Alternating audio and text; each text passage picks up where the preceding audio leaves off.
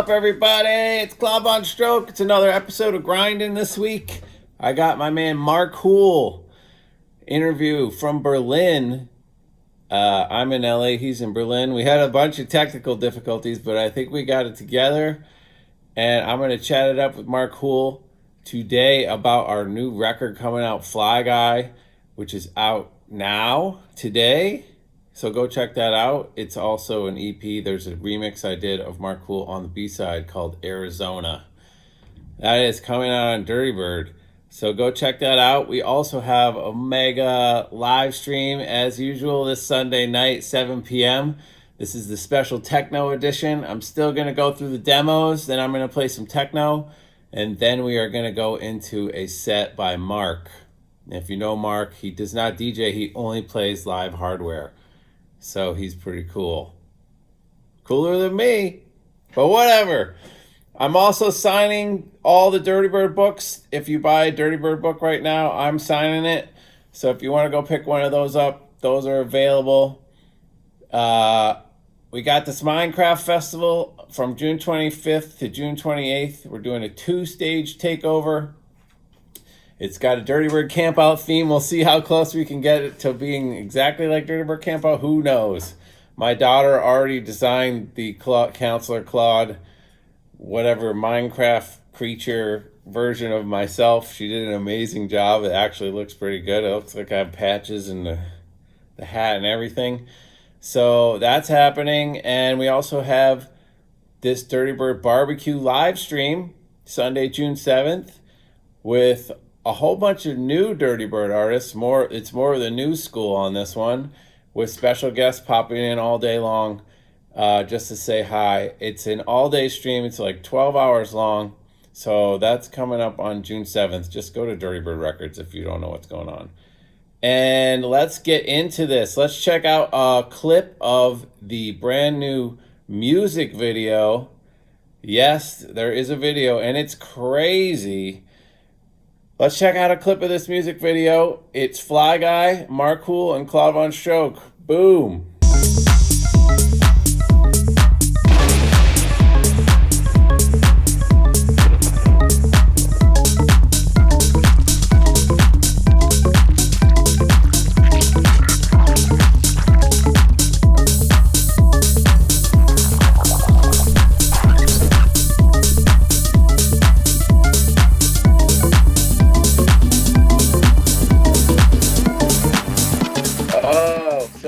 That music video. Wow. Incredible.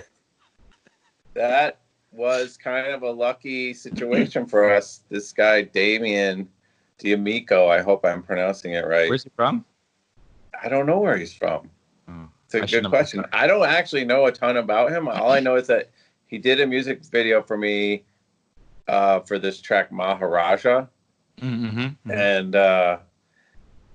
then he just kind of sent in this crazy footage and we got to use it, and it, for some reason, it was exactly the theme of our song. Like, yeah. I mean, the song could have been Mouse Guy and it wouldn't have worked. That is correct. Rabbit Guy. It's a good thing that we didn't rename it. It was almost going to get renamed at one point. I have a question about the song. You know the vocal? Ooh. Yeah. What is that? Is that you? Just me. I do all my own vocals. I know it sounds like Art of Noise, like. No, I didn't think Art of Noise. I was thinking more Yellow, like boom, boom. Yeah. Oh, that's not Art of Noise. Art of Noise is like Paranomia, Power. Oh, okay. That is the track I was talking about. I just had the wrong group. It's fine. Same time. I always do my own vocals. Yeah. You know what? It was like I was making that sound, listening to the track. I know I'm weird. No, but I do that too. So I just did it on the track. I think it's cool because, like, you can use plugins, you can use synthesizers, but you can get the sound that anyone else can. But the only thing that's truly unique is your voice. No one else can do that unless they sample you, you know? That's right. So it's always special. And it makes you think that the track is extra special because it has your voice. So yes. I always use my voice in tracks, like It's pretty just much tough. 99% of the time. There's something in there. It's just tough with techno because as soon as you put voice, it's like, like how much voice can you put before you ruin the track? Right. You could just put little hits and just echo them and stuff. Yeah, yeah. Oh. That's legal. That's legal. What are the legal limitations on techno? This is an interesting question. It depends. Like the more serious you are about techno, the less you like vocals. Right. I get like that. A new person will be like, "Oh, I love the vocals in that track," and then like a real person will be like, "Oh, right, I hate it." Actually, well, this is one question I had for you. We've known each other for a long time. I don't even know how we met. Do you know how we met? I can't even remember. So you were living at that above the pizza place. What's that place called? Yeah, Nikki's Pizza in a loft. What was the loft building? It's on Bobian, and I just call it the Nikki's Pizza Loft or whatever. I don't know. I worked there. I actually worked for like doing graphic design there. So when I was done, like was that for Tim Price or something, or like? No, he was there too, but no, it was for root level. Okay. So I'd do like Ford screensavers or Chrysler screensavers and stuff. And then when I would be done the meeting, like I'd have a meeting with them, and then I'm like, since I'm all the way in Detroit, like I paid for parking. Who can I talk to? And then like I just go like randomly throughout the building and say hi to everyone. So yeah, you were from Windsor, which is basically just across the river. Yeah, it's like where 10 minutes away, but with all the hassle of crossing the border and parking. Yeah, it takes like a half hour, 40 minutes or something. Dealing with people in downtown Detroit. Yeah, it's... Yeah. Yeah, so we started chatting. I do remember that we would chat about where to get cracked software all the time. Oh, really? Yes. Try before buy? It was kind of more me hounding you because you had everything. I don't remember that. You had but I didn't have I didn't know what to make tracks in. Mm-hmm. And you told me to use Acid, I think. Wow. Okay. Sony Acid. Yeah, that was a good one. Which was really good. And SoundForge, which were both great. Oh, I miss SoundForge. So do I. There's still no SoundForge for Mac. It sucks. But it's fun. Like when I was little, like learning how to make music and stuff, I got like a cracked version of Cubase, let's say. Yeah. But for the past 10 years or 15 years, I've been buying Cubase. So yeah, I pirated at the beginning, but look where it got that. So there's some bought everything eventually, but it's like in the beginning we didn't have any money. Yeah, like Photoshop. Like everyone learns Photoshop from a cracked version, and then when you start making money from it, you buy it. Yeah. And there's so many people who are like so crazy about cracking software that like the new people aren't using their software, and then like in 5 years they're just like going under and stuff like that. So I think there's like a balance between overcracking and. Well, what about like the kind of the new thing for that is just having the licenses be online licenses like Adobe, which is super annoying. I have to log everyone out of my Photoshop so that I can get into Photoshop on this computer. Yeah, like everything takes way longer. Like I'll open up a song and it's like, oh, you have to do 20 things first. It's like, oh, okay. Yeah. Well, I'm in a hotel in South America, so right. And the dongle for this delay is like it has to ping back to Germany for you to be able to open it. And if you lose a dongle, your life is over. Right. Yeah. So like a lot of times, like when I'm on stage and stuff, I won't use Sound Toys, let's say, because Sound Toys you need the dongle. So it's like, annoying. Okay, I'm not going to use Sound Toys on stage or something like that. And there's a whole bunch of programs like that where it's like, well, that sucks. It would have been nice to use it more and like get other people to use it more. But yeah, you make it too hard. It's So one of the questions I had for you is that when I met you, you were not like a hardcore techno head. You were more like, I don't even really know, but my impression of you was that you were more into like Aphex Twin, Stereo Lab, like all kinds of stuff. And somehow you became like a techno guy. Yeah, well, I was a 80s guy. Yeah. The Aphex Twin was like a nice, like a chapter. A bridge. In a novel of new wave. So yeah. Yeah, I was into machines, the sounds of the keyboards, the sounds of the drum machines. And when I started going to Detroit, we'd go to parties and stuff like that. And Yeah. not knowing what I was doing, I was just like, hey, let's go to a party. Okay. And it'd be like some underground techno warehouse rave. Yeah. And I heard like it was just the machines raw, like a raw 808 with like a raw keyboard, like just blasting. I'm like, oh my God, like what is this? Right. It's what I love. So I would go home and in between the new wave stuff, I would try to make some of this stuff. And Yeah.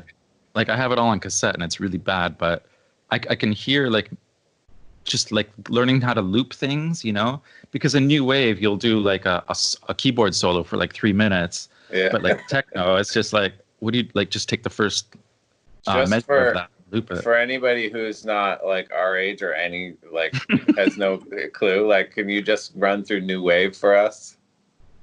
Like make a new wave song. No, just like what is new wave in your Like mind? In your mind.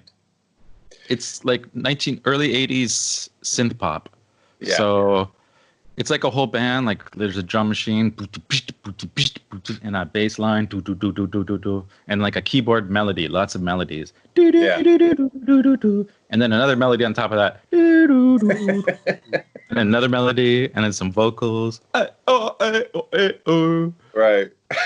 So Yeah. this is exactly kind of like what I was talking about. Like when I first met you, people probably who only listen to your music maybe don't get this, but I always thought you were funny. Like you're like, like no, like you made me laugh. Like you're sarcastic and My you have clown? a great My sense of clown? humor. No, you have like a good sense of humor. Like if you were just coming in and you listened to your brand new album that just came out, Mhm. you wouldn't be like, "Oh, this guy's hilarious." Yeah. You know what I mean? I think it's like also like growing up in Detroit when we put the radio on like WJLB and stuff like that, or Yeah. they'd be playing like booty music and like Yeah. show me your pay stub, get your own pay stub. Show Right. and Yeah.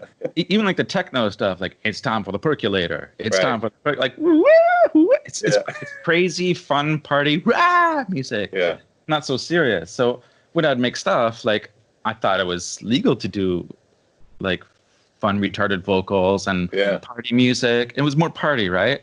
And Yeah. then as time goes on and people associate you with being like a serious musician, you start to make more serious stuff, because as soon as you start putting out dumb stuff, unless you're like Green Velvet, people will kind of like push you down for doing it, you know? Yeah. That So- happens to me all the time because I'm always doing dumb stuff.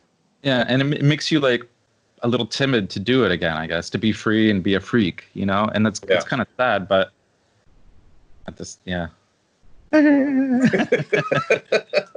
You should be free again. Get your own pay stub.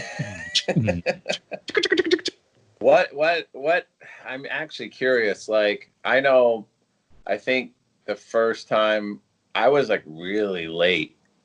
Like that I was already, I don't know what age, but when I moved into those lofts, I was like way out of college. Like I wasn't just like 18 years old or anything. Mhm. And I think Anthony Garth took me to my first rave, and I think it was like Mike Servito and the Packard plant, Oh, nice. Okay. and maybe Claude Young, something like that. Usually Billy Bob was on every flyer too. Right. But I just like, what was your first party? God. You have no idea. It was like, I think you were out way more than me. but just like every weekend, every Thursday, Friday, Saturday, Sunday, party. And they were in like random locations, warehouses, and Yeah. like some people could keep track. Like if you ask Derek Plazleko, like, oh yeah, he's June 95 at the like 1212 Broadway. And we're like, I gotta "What?" call him. What's he up to? He's great. Yeah, I just talked to him today. He's driving up to the North Sea in Germany. He's so passionate about everything. But like for me, it was just a blur. Like I don't know where I'm. Like I don't remember much of it. It's just party after party. Like it was. I didn't realize what was happening. I was just having fun. Like the same way people would go out to clubs now. Like it was only after when I started traveling that I realized no one else in the world had it like we had it. Like Yeah. there was just underground. Like Well, I talk party about the this weekend. I talk about this all the time, that there's no way for you to know when you're younger, that just you're dumb kid. growing up in a thing that no one else is growing up in. Yeah. And I'm like, I feel a little bit special that even just on regular radio, people were dropping everything from Run DMC to Jeff Mills, like all night long, like, and just really eclectic. Yeah, I remember being a little kid and my older sister, we'd listen to this like mono radio and the Wizard would be on. And I just thought, hey, that's cool. His name's Wizard. Right. And like not realizing that. And the Wizard is Jeff Mills, if you don't know. And not realizing that everything coming out of there is influencing me and like shaping what I'm going to do for the next 30 years, you know? Yeah. We had and then how did you end up with Richie originally? You were on Minus for a while. Yeah, he was kind of like my neighbor. Yeah. So that helped. And you were friends with Magda. Yeah, Magda lived with me for a while. Right. And so I'd be in the studio and I was teaching her how to make music because she was really interested. She was DJing, but she wanted to learn the production side. So I would show her stuff, and all my stuff being new wave, it'd be like, and she'd be like, "Hey, can you get rid of that keyboard?" I'm like, "This one?" She's like, "Yeah, get rid of that. Get rid of that. Get rid of that. Get rid of that." And she'd strip all my songs down, and finally it'd be just be like, doom, doom, doom, doom, doom. She's like, "Okay, that." And then she'd play it out, and she would tour a lot with Rich. And then Rich was like, "What is all this music?" And she's like, "It's Marc Houle. Marc Houle from Windsor?" And he's like, "Yeah." Like, wow. So she kind of like helped me shape a nice, minimal, clean, not messy techno sound. And Rich wanted to release it because he was starting his new Minus label at the time. So it was just like good timing and luck. Yeah. And I remember so many things about that era. But one of the I had a similar kind of like, I'm not going to say I'm like Richie Houghton, but here comes. No, I'm just saying I had a bunch of people that all kind of started out together, and there's a lot of like personalities and things. And I just remember like at one point that just kind of everyone just said, "Fuck this. It's over," right? At a certain point. Yeah. But right before that, I remember the craziest thing where you guys would come out on a conveyor belt and be featured one by one. What? Me? Like you had a show where everyone would the contact show forward. There's no conveyor belts. Well, I don't know how it worked. It was a stage with like 5 mixers or something, and all the mixers were piped into one main mixer. So Rich would be playing on the main mixer, and then if we had something to add, we'd go up to our mixers and like I'd be live, so I'd add stuff. So you're just walking up to it. Yeah, no. There's cables. We'd fly in. I just remember that being like, wow, that is really coordinated, like way beyond what I could ever imagine. Yeah. It was cool. I mean, we got a lot of flack for it, obviously, like because it was over the top, and techno production shouldn't be over the top. It should be raw and minimal and like basic stuff. So whenever you do too much flash, people freak out. So then how did you get to the point where you started with Troy and Magda, the next label, or is it just you now? I don't even know. Yeah. That's a long story. You don't have to tell the whole thing. Yeah, I'm trying to remember it. Yeah, I think for anyone who doesn't know, your label is items and things. Perfect. You're still going, which is going, and that was like 2006 or 2007 or something that started up.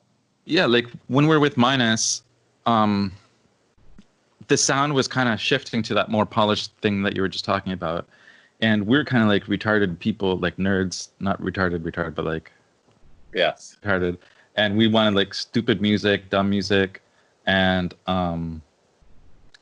we wanted to release that kind of stuff, but it didn't fit on Minus. Like, we can't give Rich. So Rich suggested we start a sub-label of Minus that we can use to put our own stuff out.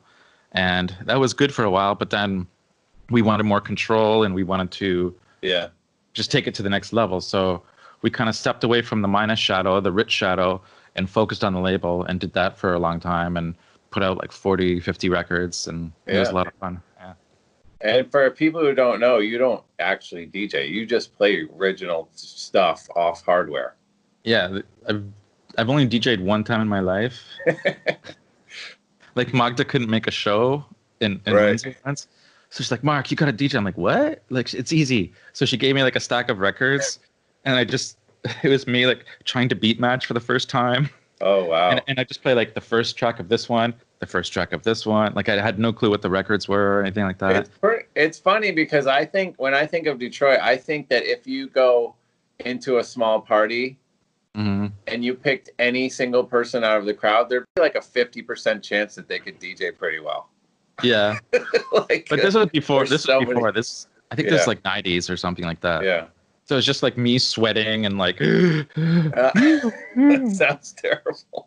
Well, it was enough to make me never want to DJ again. Yeah. So, I mean, I'll tell you that I had tracks that were popular before I was a good DJ, well before I was a good DJ. And a few of my very first trips, like just walking into Fabric, just being like, fuck. Yeah. And just being terrified every single mix. It is like, it's nerve wracking. Well, that's why I like playing live too, because Yeah. you know, I could fall down and it's gonna be fine. Like Yeah. I don't have to worry too much. Just turn on a huge like effect and like just drop the Yeah, bass back in. It'll loop, so like Right. and I can like do something and come back and then bring it back. Right. So Plus- you love 80s synths. Yes, I do. What is your? I've been staring at your set behind you. What's your favorite 80s synth, or just anything you have to tell us? Like, I think the Juno. why do you love this? Like, why do you like to work with annoying MIDI connections and like you love it, but why? I'm just curious myself, actually. I think it just goes back to like when I was first discovering electronic music. Yeah. Like I remember being in the 70s with my parents brought back a Pong machine, like Atari Pong. Oh yeah. And that the sound, the square waves coming out of the speaker of the TV, it was like the first time I was really hearing square waves. Like I'm like, what is this? Bloop, Yeah. bloop. I'm like, it enthralled me so much. And then, you know, I would go to arcades and hear all those square waves and Yeah. oh my, like I don't know why I it was love so the video exciting. game sounds too. It's not just new wave; Yeah. it's also video game stuff. It's the sounds they make, you know, like that's why I love the old machines. Like if you get like a new super workstation now, you hit a key, it's like Yeah. and I was like, what? That's everyone's least favorite thing. I don't think the manufacturers realize that no one wants to press the key and have this whole song come out. Yeah. But like it's all there's effects on it, it's cross modulated. Yeah. There's like 6 waveforms going on. Right. But like you have an old They've done the keyboard, work for you, but If you have it's no not the keyboard- work you wanted to do. I could hear like the pure waves, you know, like a pure saw, a pure square. And I would collect keyboards just so I can get more of those sounds, you know, like the Yeah. old drum machines, like. And what about like general MIDI sounds? Yeah, that like was Sound Blaster opposite. That- 16 or something. Mhm. Yeah, No, not good no, with not that. that stuff. No. Okay, just it's kind of in the same department, but I Yeah. understand. I remember when I went to your studio the first time, and you had a sampler, Yeah, and I'd never I seen a was sampler. always deep into sampling, but I never sampled like a hip hop producer. I would just sample my own sounds, but I love sampling. But I'd never seen, like, except for the Cosby Show, like I'd never seen a sampler, you know. It was like, wow, and you had like the Motu, the Mark of the Unicorn thing. Yeah, I was like, a unicorn? I was like, what is this? What is this stuff? I remember you came in and you were like, you've messed around with stuff in a way that I was like, oh, you actually know what everything does. No, samplers I never. Because I'm just a noodler, but you're like, oh, let's turn the LFO. I'm like, oh, that's the LFO. Everything needs an LFO. Everything needs an Right. LFO. So I didn't even know this, but you scored a movie, a Japanese movie in 2015. Is that true? Yeah. For ADE? I mean, not officially. Oh, okay. You just did it. Yeah, like I was watching this. I was going like deeper and deeper. I don't know why. Like maybe too much coffee or something. But Yeah. like deeper to silent films, and then I went Asian, and then I ended up in Japan, and I found this movie from like 1924 or something, I forget, and Page of Madness, and I was watching it, and it it had the soundtrack with it. Like it was a really dark, scary movie, and like really like shadows, and it took place in an insane asylum. Oh, But the music was like, I'm like what? Like, right. like it was weird, like Not right. like Warner Brothers soundtrack or something like that, jazz. So I'm like, I wonder what it would sound like with like a real soundtrack. So I just stayed up all night and I recorded stuff, and then like I watched it again the next day and I showed my friend and he's like, wow, this is it's cool. I'm like, is it? He's like, yeah. So I spent the next 3 months making it better and better and better, syncing it, doing every like cut scenes and stuff like that. And I was really happy with it, but I was just doing it for like just to see what it'd be like with the proper soundtrack. And then eventually we decided to like friends and I, it's like, hey, we should put this out. So I played it at a couple of cinemas, like Soho houses around, and some festivals. That's cool. But I've never I haven't released it or anything. Or would you ever get into that? Yeah, like movie stuff. Yeah, I'm sure you'd be great at it. I don't know. It might be too 80s, right? Oh, I feel like that stuff's hot. Yeah. 80s is in Stranger Things, whatever. Like yeah, Stranger Things Drive Part 2 or something. Yeah, exactly. Oh, right. That was good soundtrack. Yeah. Who did that soundtrack? Does anybody know? A bunch of people, but Chromatics they had a couple tracks, I think. So one of our biggest fans has a question for you. Mm-hmm. Her name is Brandy Baby. Mm-hmm. She wants to know if you enjoyed playing at Did you like playing at Dirtybird Campout? And did you think that your sound fit in? She loves you. She's obsessed with you, by the way. Oh, okay. She's a huge fan. Did my sound fit in? Probably not. But I thought it was great. But yeah? Yeah. Did I you loved play it one there. campout or two campouts? Just the one. Just the one, Barclay. Okay. All right. We'll be back. You'll be back. If we ever island again. Yeah, I was thinking about that. Yeah, it was fun. I mean, I'd never seen a party like that before. It was really confusing to me. Because I'm used to like sloppy techno Euro raves and stuff like that, right? Where like there's zombies walking around for days and stuff. But this was like people were like doing activities and playing games against each other. Yeah, it's like this on teams. It was organized. Yeah. We try our best. Yeah, it was cool. Wow. What keyboards you got back there? Okay, I see. Yeah. This is really cool. I think you would like this. This is called a Hydrosynth.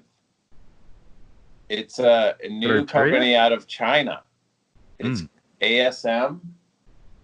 I like it because it has a ribbon controller, and I like any synthesizer that has a ribbon controller. I don't know why. Micromoog? Yeah, but this is like a digital. It's all digital, which you would not like. But it sounds really cool, and it's very flexible. The mod matrix is really cool. I think I'm over the whole digital analog thing these days. Yeah, so it's cool. You would like it. Yeah, like digital's caught up. I think it's official. They've officially caught up. Yeah, it sounds incredible. I use it. There's only I have a lot of synths, but I only use like this one and this one. That's cool. Well, once you learn your frequencies. Yeah, the Prophet 6 I use on everything. It's just bread and butter. And then sometimes I'll use the Voyager. And then I'll use this little modular. Can you see this at all? Oh, sorry. I see it. This thing is just a whole bunch of modules. Nice. And I don't know. I use like Ableton like everyone else. Yes, which I never use, but I should. All right, let's wrap it up. Yeah. What you want to talk about this track at all? I don't know. I mean, is that a question or? I don't know. You just sent me this file. I thought it was cool, and then I played it, and I was like, it just needs to get updated a little bit. Yeah, I think I originally made that song, like the rough version of it, in like 2006 or something. Yeah, and which is cool because what you were like, this just sounds old, but I was like, I actually think that nobody's released this track that sounds like this in so long that it's cool. It's back in like bell bottoms. And then, but we just had to kind of update it and add some stuff and like sure. tweak it out and like make it fun. Hmm. So that was what happened with that one. It's And funny. then Like I record like hundreds of songs, let's say, and I'm like, shit, crappy, dumb, shit. And then like a couple years later, I'll go back and I was like, whoa, I was much better back then. And like, hey, this is good. So I learned never to delete anything, because what you think is shit that like today might be good in a couple of years or something. It's like true. That's something that I'd make when I make a bunch of music. I just make tons of loops, and then I'll go back and listen to the loops like 3 months later. And I'm like, holy crap, what was that loop? Yeah. I have folders and folders of snippets. Yeah. You just sent me a whole album. You're like, oh, I just have this album sitting around. It's just my brother likes it. Yeah, he does like it. Yeah, he says I should. I like it. It's cool. Thanks. But you're the only person I know that just has albums sitting around in their folders. It's hilarious. There's probably lots of us. I don't know. All right, and then the other side of this record is a remix that I did for you, and we just decided to put them together. Yeah, I like that. I like your version better than my version. Really? Both of them. Yeah, both versions good. I like better than the original versions. Well, that's good. I think from now on, I should give you all my tracks, and then you pick them. No. And then, what? No, it's not fun for you? No, I did. I enjoy it. I'm glad we made something. Uh-huh. It's been a long time, actually. Yeah. It's been a long time coming. I think it's like since the 90s, you did a remix of some, like I was playing Mini Moog or something. We made that track, and you added samples, and you made it modern or something. I do not have that anywhere. Do you have it in your somewhere. folders? Oh my God. Somewhere. We got to listen to that somehow. Okay. It's good. It did really good. Send it to me. Yeah, for sure. Okay. This is it. We're signing off with Marc Houle. The record is out today. When this airs, it's out. And go get it and all that stuff. Watch the music video and have fun with your life. Thanks, Barkley. It was fun. Thanks, Marc.